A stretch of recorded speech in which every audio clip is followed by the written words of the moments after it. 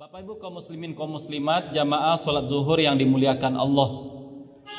Nabi SAW memiliki seorang sahabat yang berasal dari pedesaan, berasal dari kampung. Nama sahabat tersebut adalah Zahir bin Haram. Sahabat Zahir bin Haram ini beliau dari kampung sesekali pergi ke Madinah, dan ketika berangkat ke Madinah membawa beberapa barang dagangan. Maka barang dagangan yang dibawa dari kampung ini dijual di Madinah. Dan hasil dari penjualan beliau akan belikan berbagai macam kebutuhan yang dibutuhkan oleh keluarganya di kampung halaman. Dan yang menarik juga adalah setiap kali Zahir datang ke Madinah dari kampung halamannya, selalu beliau menyempatkan waktu untuk bertemu dengan Nabi SAW. Datang ke Madinah berdagang, kemudian selalu berusaha mencari Nabi, bertemu dengan Nabi, meminta nasihat dari Nabi SAW. Dan yang menjadi kebiasaan Zahir juga, setiap kali bertemu dengan Nabi SAW, Zahir juga selalu memberikan hadiah kepada Nabi. Dan hebatnya Nabi SAW, meskipun ini hadiah dari seorang laki-laki yang berasal dari kampung, berasal dari desa, tapi Nabi tidak gengsi untuk menerima hadiah dari Zahir. Hadiah dari Zahir diterima oleh Nabi. Dan bahkan beberapa kesempatan Nabi mengajak Zahir untuk datang ke rumahnya. Dan biasanya ketika Zahir mau pulang dari Madinah ke kampung halamannya, Nabi juga membekali Zahir dengan beberapa hadiah. Sering Nabi mengatakan kepada para sahabat, "Inna Zahiron badiyatuna wa nahnu hadiru."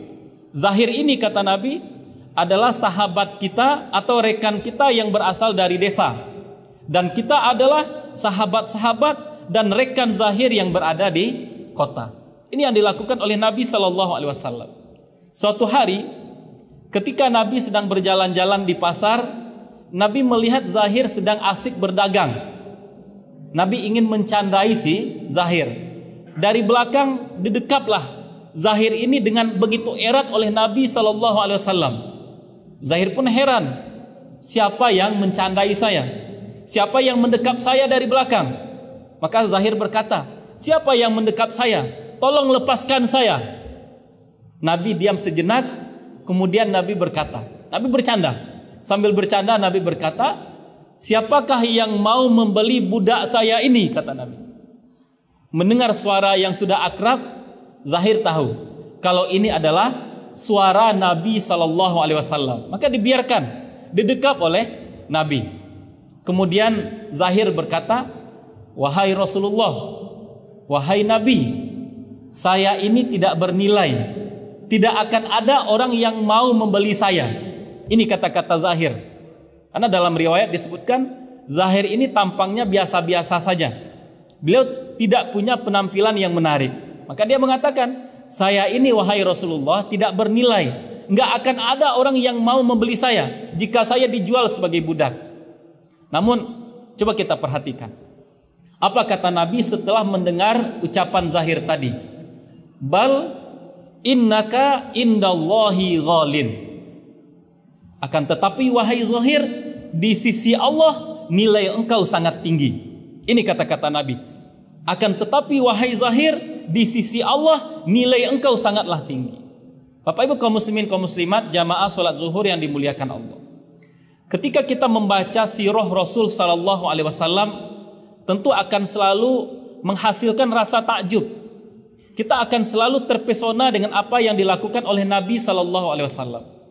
Dalam sirah kita akan menemukan bahwa Nabi SAW adalah orang yang paling banyak tugas, yang paling banyak mengemban amanah, yang paling banyak memiliki tanggung jawab di dunia ini. Kenapa tidak? Nabi SAW punya tugas untuk menyampaikan dakwah agar semua manusia tercerahkan dengan petunjuk Islam. Kita juga membaca Nabi SAW juga punya tanggung jawab sebagai seorang kepala negara. Maka Nabi selalu terlibat dalam urusan-urusan politik. Nabi tidak akan pernah tidak terluput dari urusan-urusan perang. Nabi akan terjun ke medan perang. Nabi akan melakukan perundingan. Nabi biasanya melakukan perjanjian damai. Ini dilakukan oleh Nabi SAW. Bahkan lebih dari itu, Nabi juga tidak pernah lepas dari kehidupan bermasyarakat. Beliau punya tanggung jawab bagaimana pendistribusian harta zakat, bagaimana harta-harta yang diberikan oleh umat Islam bisa mencapai sasaran. Ini juga diperhatikan oleh Nabi SAW. Dan yang menarik adalah, meskipun punya tanggung jawab yang begitu banyak, tidak ada sedikit pun kelembutan, tidak ada sedikit pun sisi kemanusiaan yang terampas dari diri Nabi. Beliau sibuk, beliau punya banyak tanggung jawab, tapi dalam keseharian beliau tetap dengan sisi kemanusiaannya. Beliau tetap memiliki sifat lembut kepada sesama. Dalam kisah yang barusan kita sebutkan, itu luar biasa. Dengan segala kesibukannya sebagai seorang nabi, sebagai seorang rasul, sebagai seorang kepala negara, Nabi masih sempat-sempatnya berkenalan dengan seorang pedagang yang datang dari desa ke kota. Ini luar biasa.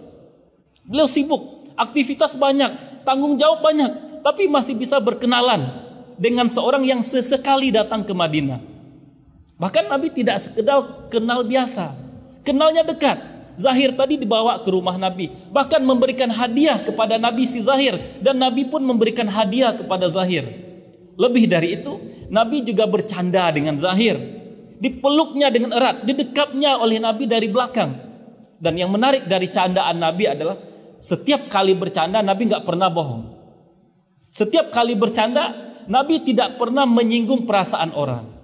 Ini yang kadang-kadang hilang dari candaan kita.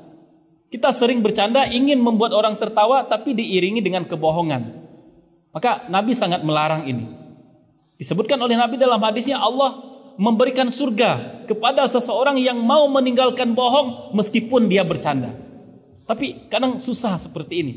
Sering orang supaya orang bisa tertawa, supaya orang bisa terhibur, mereka melakukan kebohongan. Ini dihindari selalu oleh Nabi. Dan kedua yang selalu diperhatikan oleh Nabi ketika bercanda, Nabi tidak pernah menyinggung perasaan orang. Ketika Nabi bercanda dengan seseorang, setelah itu tidak akan ada jarak, tidak akan ada permusuhan dengan orang yang dicandai. Selalu saja, setelah seseorang dicandai oleh Nabi, orang tersebut akan semakin dekat dengan Nabi. Dan ini kadang juga hilang dalam candaan kita. Sering kali kita candai orang, orang tadi marah kepada kita, orang tersinggung.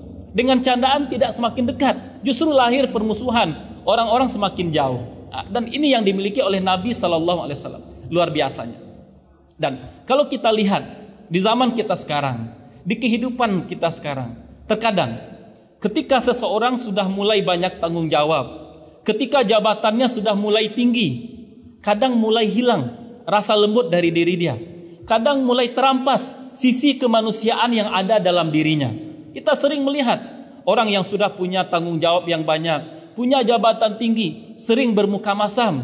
Sering kita melihat seakan-akan tugas atau tanggung jawab orang seluruh dunia berada di pundak dia. Sering kita melihat seperti itu. Dia punya beban, punya tanggung jawab. Di rumahnya dia seperti algojo kepada anak istrinya. Selalu bermuka masam, susah diajak berbicara. Ketika dia sudah punya jabatan, ketika jabatannya sudah tinggi, hartanya banyak, kepada teman-teman kadang dia bersikap kasar, kadang melupakan teman-teman, tidak mau bergaul dengan masyarakat. Dan ini tidak kita temukan dalam diri Nabi SAW. Tidak terampas sisi kemanusiaan beliau, tidak hilang rasa lembut beliau, meskipun tugas beliau begitu banyak, meskipun amanah beliau begitu banyak. Itu yang dilakukan oleh Nabi SAW. Maka hal ini sangat perlu kita ingat. Meskipun kita sudah punya jabatan yang tinggi, meskipun karir kita sukses, meskipun kita punya kekayaan yang banyak, tapi tidak boleh hilang sisi kemanusiaan dalam diri kita. Alangkah indahnya ketika kita kaya, ketika kita sukses berkarir, sisi-sisi kemanusiaan tetap bisa kita pertahankan dalam diri kita. Ini hal pertama yang ingin kita sampaikan. Hal kedua yang juga sangat menarik adalah ucapan Nabi kepada Zahir tadi. Bal indallahi anta ghalin. Akan tetapi wahai Zahir, di sisi Allah nilai engkau sangatlah tinggi. Bapak Ibu kaum muslimin kaum muslimat jamaah salat zuhur yang dimuliakan oleh Allah.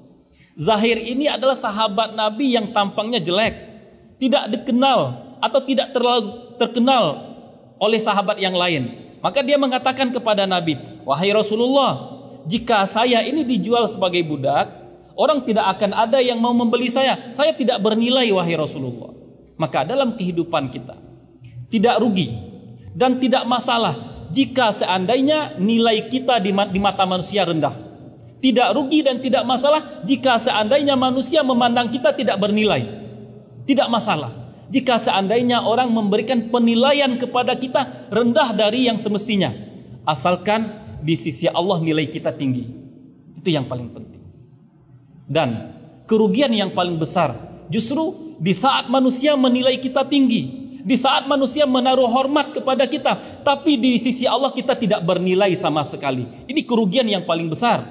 Manusia hormat, manusia takjub, manusia memberikan penilaian tinggi, tapi di sisi Allah tidak ada nilai kita. Maka dalam kehidupan kita juga tidak rugi, tidak masalah jika seandainya kita tidak terkenal. Tidak rugi, tidak masalah jika kita tidak populer di mata manusia. Asalkan di langit kita populer, asalkan di langit kita terkenal. Sebagai contoh sederhana, di saat kita mengangkat tangan untuk berdoa, kemudian lisan kita melantunkan doa, para malaikat langsung berkata kepada Allah, "Ya Allah, ini adalah suara munajat yang biasa kita kenal ya Allah. Ini hamba Engkau si fulan sedang berdoa ya Allah. Dia selalu berdoa kepada Engkau ya Allah. Kabulkanlah doa hambamu ini ya Allah." Itu yang paling penting, terkenal di langit. Di saat kita berdoa, malaikat kenal dengan suara kita. Malaikat memohon kepada Allah agar doa kita dikabulkan oleh Allah. Tidak rugi, tidak masalah jika dalam hidup ini, ketika nanti kita meninggal dunia, kita dilupakan, tidak ada orang yang mengingat kita.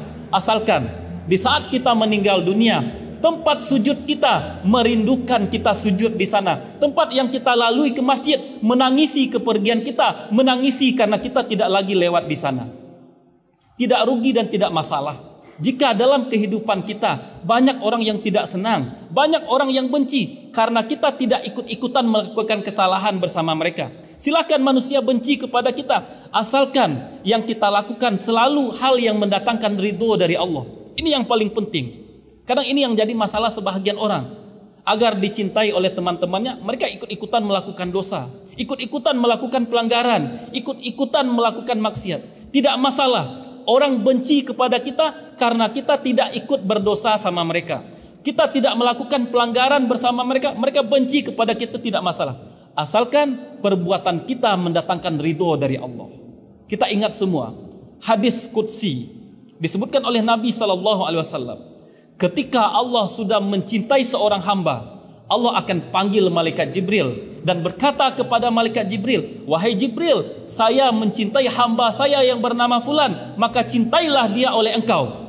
Maka hamba tadi dicintai oleh malaikat Jibril. Kemudian Allah perintahkan kepada malaikat Jibril, umumkan kepada seluruh malaikat yang di langit bahwa saya mencintai hamba saya yang bernama fulan, dan perintahkan seluruh malaikat di langit untuk mencintai hamba tadi. Akhirnya hamba tadi dicintai oleh seluruh penduduk langit. Maka sekali lagi dalam hidup kita, jangan sampai keridhaan manusia, jangan sampai nilai di mata manusia yang kita kejar. Yang kita kejar adalah bagaimana kita punya nilai tinggi di sisi Allah. Seperti kata Nabi kepada Zahir tadi, "Bal indallahi anta ghalin." Akan tetapi di sisi Allah nilai engkau sangatlah tinggi. Barangkali inilah yang bisa kita sampaikan. Terima kasih atas perhatian kita bersama. Wassalamualaikum warahmatullahi wabarakatuh.